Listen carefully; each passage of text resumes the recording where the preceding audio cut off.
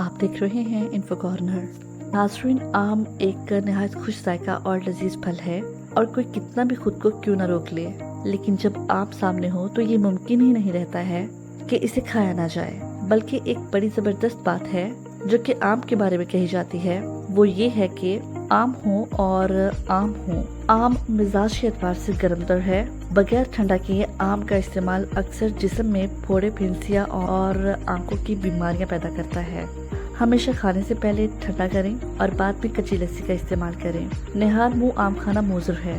इससे मैदे को नुकसान पहुंचता है और गर्मी पैदा करता है। खट्टा आम सेहत के लिए नुकसानदेह है।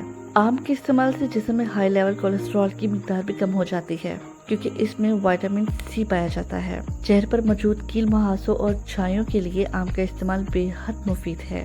आम में एक कसीर तादाद में आयरन मौजूद होता है।